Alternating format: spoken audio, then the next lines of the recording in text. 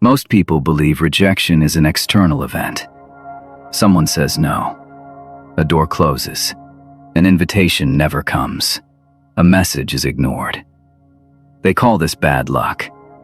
Nietzsche would have called it something else. A mirror. Not because rejection tells you who you are, because it exposes who you still allow other people to be. Every fear of rejection hides a silent confession. It says another person's judgment has become part of your identity. The strange part is that the strongest people are not born without this fear. They simply stop negotiating with it. They realize the crowd never rewards originality first. It punishes it. History remembers the individual who walked alone. The crowd only remembers itself until someone proves it wrong. That is why the quietest person in the room is often misunderstood. Silence looks like weakness to people addicted to constant approval. But silence can also be the highest form of independence. There is a dangerous moment that almost nobody notices. It happens long before rejection arrives. It begins the second you imagine how others might react. Before anyone speaks, you have already surrendered. Before anyone refuses you, you have already refused yourself. That invisible surrender shapes careers, relationships, businesses, even entire civilizations. Nietzsche believed the greatest prison was never built from iron. It was built from borrowed values. People spend decades decorating that prison and call it success. They collect praise instead of freedom. They chase acceptance instead of becoming. Yet every remarkable figure who changed history paid the same entrance fee. Isolation, ridicule, misunderstanding. Rejection was never the obstacle. It was the price of admission. The question is not why rejection hurts. The real question is why another person's opinion has the authority to define your future. Once you see the answer, you will never experience rejection the same way again. Number 1. The invisible contract. Long before anyone rejects you, you sign an invisible contract with society. It promises comfort in exchange for conformity. Nobody forces your signature. It happens quietly. A child notices which opinions earn applause. A teenager learns which dreams attract laughter. An adult discovers that promotions often belong to those who disturb the system the least. Eventually, the contract becomes automatic. You stop asking what you believe. You ask what sounds acceptable. This is why rejection feels devastating. It is not the loss of approval. It is the collapse of the contract you spent years protecting. Nietzsche warned that herd morality rewards obedience before truth. Modern life proves the pattern every day. On social media, millions hesitate before posting a genuine thought, but instantly repeat whatever already appears popular. In corporate meetings, brilliant ideas remain unspoken until someone with higher status says the same thing. The fear is rarely criticism. It is exile from the group. Yet every breakthrough begins with temporary exile. The entrepreneur dismissed as unrealistic becomes the founder everyone studies. The artist, mocked for strange ideas, becomes the style everyone copies. Society often rejects originality first because originality exposes its own limitations. Once you recognize this pattern, rejection stops looking personal. It begins looking predictable. And that realization opens a far deeper question. Number 2. Why silence terrifies the crowd. Most people assume power belongs to whoever speaks the loudest. Reality tells a different story. Watch the person who remains calm while everyone else rushes to explain themselves. Their silence changes the emotional balance of the room. People begin projecting motives onto them.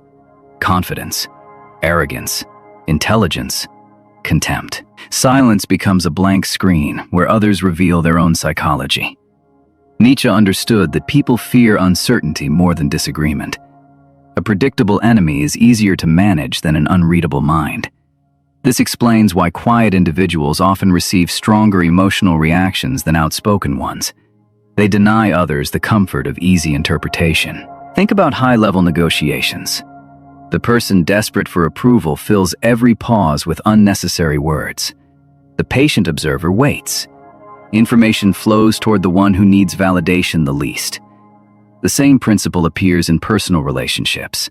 Someone terrified of rejection explains too much, apologizes too quickly, and weakens their own position without realizing it. The individual who accepts misunderstanding as part of life keeps their center of gravity. Ironically, they often earn more respect precisely because they stopped chasing it. But this raises an uncomfortable possibility. Perhaps rejection is not created by other people at all. Number 3. The first person who rejects you is yourself. The deepest rejection almost never comes from outside.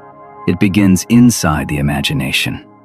Before sending the proposal, you assume they will refuse. Before approaching the opportunity, you predict humiliation.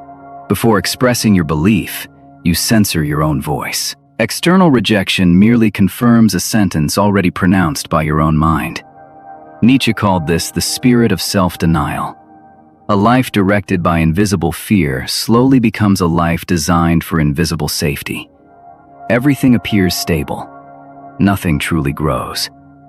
Modern organizations are filled with talented individuals trapped inside this pattern. They wait for permission that no one intends to give.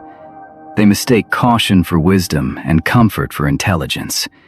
Years later, they wonder why someone less gifted moved ahead. The answer is rarely talent. It is usually tolerance for rejection.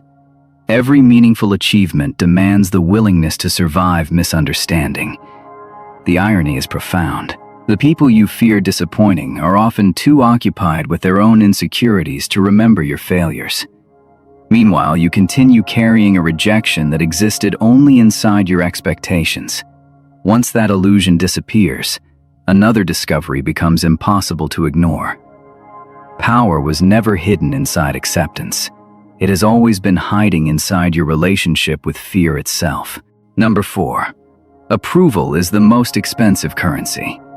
Every society invents a currency that cannot be printed by governments. It is approval.